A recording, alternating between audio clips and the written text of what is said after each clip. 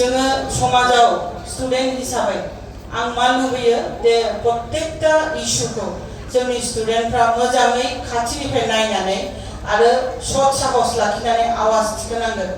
दिनै विभिन्न political party थानो हागौ, किन्तु बे पलिटिकल पार्टीया एखनबा माबा भुल डिसिसन लायोब्ला जोंनि स्टुडेन्टफ्रानो फार्स्ट आयना जानांगोन। बेनि प्रत्येकटा इउनिभार्सिटिनि स्टुडेन्ट, प्रत्येकटा कलेजनि स्टुडेन्ट बियो मोजां गाज्रिखौ नायनानै माबायदि खामानि मावबा जोंनि इयुन जेनेरेशना, जोंनि बिदा फंबायफ्रा आरो मोजां पजिशनाव फैनो हायो बेखौनो नोंथांमोनहा नायनांगोन।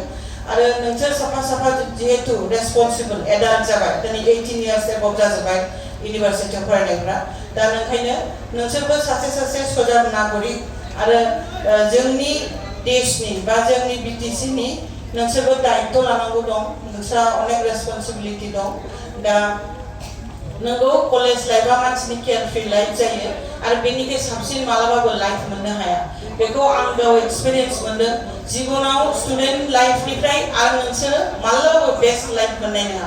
आरो जेसेबां हायो बेखौ फुलेस्ट एन्जय खालाय, माने जेसेबां हागौ एसे एन्जय खालाय। आरो बेहाबो थानांगोन जे समाजनि प्रति दायबद्धताया नोंसोरा थानांगोन, होमबासो गाबोन थांनानै नोंसोर सासे रेसपन्सिबल नागरिक जानो हागोन बा समाजाव गसंथानानै थानो हागोन।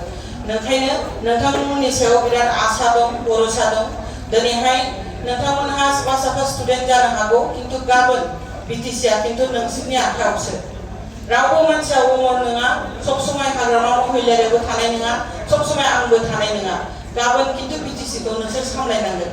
ओंखायनो साफा साफा रेसपन्सिबिलिटि जायाबा जोंनि मोनखानाय बे पावारखौ जों खोमानानै लागोन। गावनि लाइफखौ एन्जय खालामनायनि लगे लगे समाजनि प्रतिबो जोंहा दायबद्धता थानांगौ।